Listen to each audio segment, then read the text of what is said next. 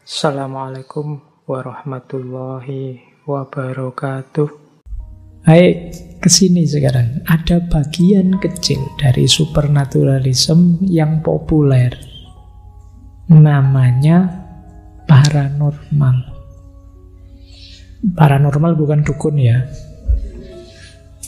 Jadi paranormal itu, para itu artinya melampaui.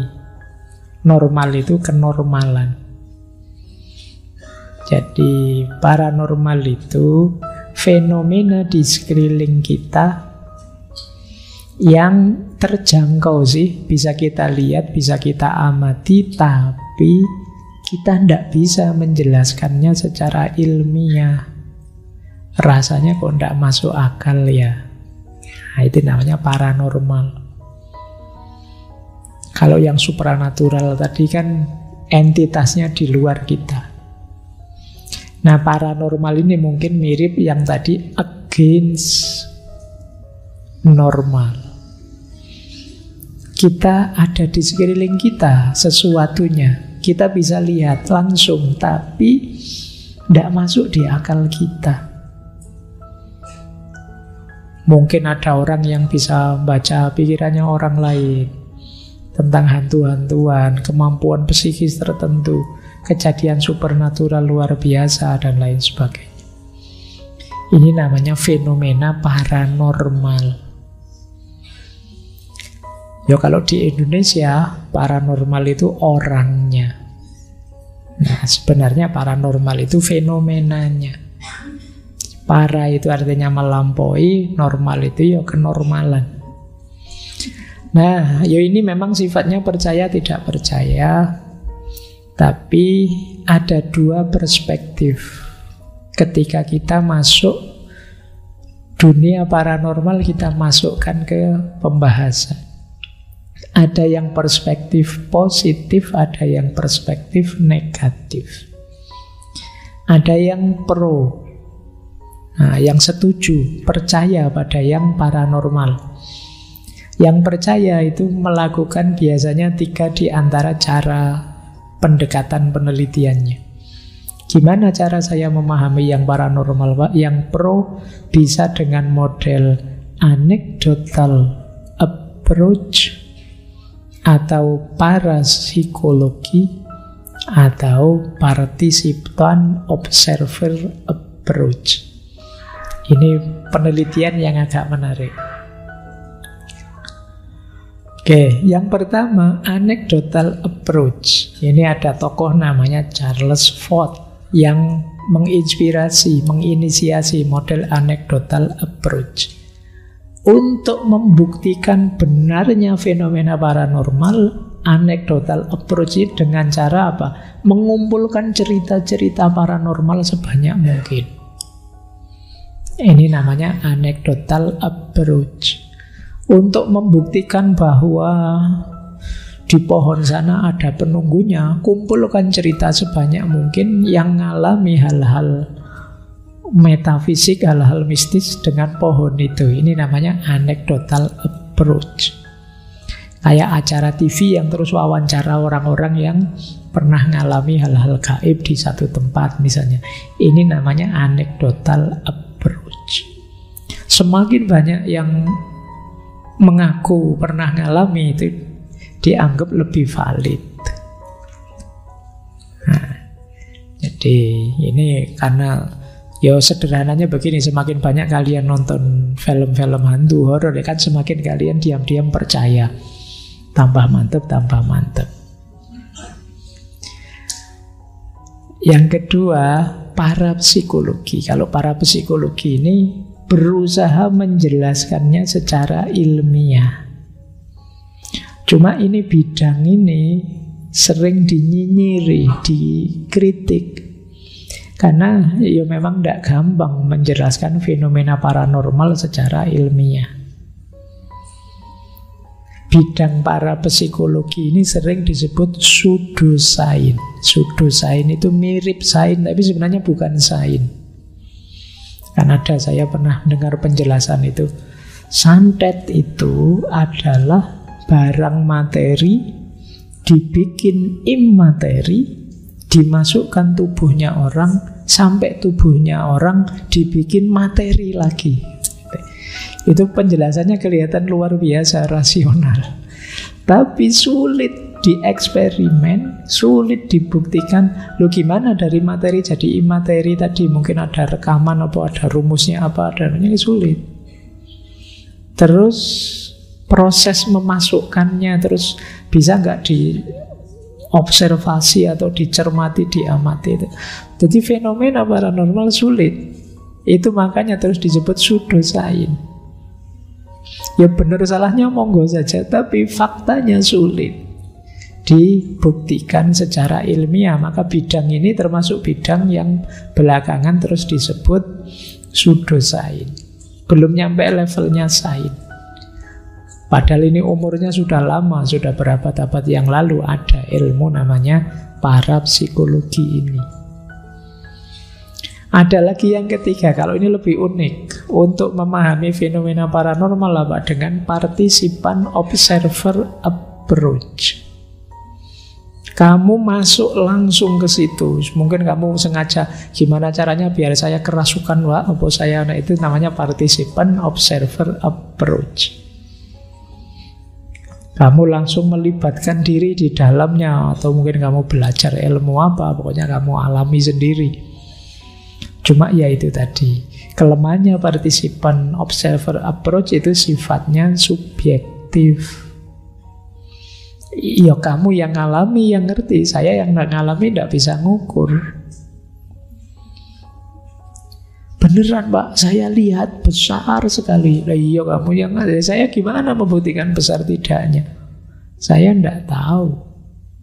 Paling ya berdasarkan kesaksian, nanti dikumpulkan ya jatuhnya anecdotal approach. Jadi ternyata ya memang tidak mudah membuktikan fenomena paranormal ini. Pakai CCTV Pak, ya. Atau pakai apa Pak? Iya, tapi ya tidak selalu bisa. Yang namanya ilmiah itu kan bisa diulang, bisa diobservasi siapapun. Kemudian hasilnya, standarnya bisa diterima siapapun. Itu yang sulit dimasuki oleh ranah ini. Kalau ini yang menerima, ada lagi yang negatif, yang curiga. Pendekatannya namanya skeptical scientific investigation. Jadi investigasi scientific skeptis terhadap fenomena-fenomena paranormal tadi. Yang pertama yang dikenal misalnya dari bidang psikologi.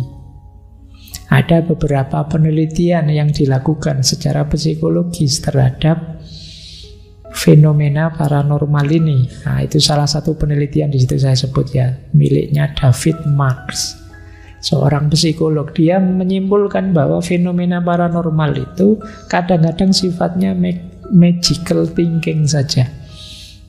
Pikirannya saja yang sifatnya paranormal, mindsetnya saja, kacamatanya saja yang paranormal. Jadi karena pikiran itu kalau terkondisikan serba paranormal, kan melihat apa-apa paranormal.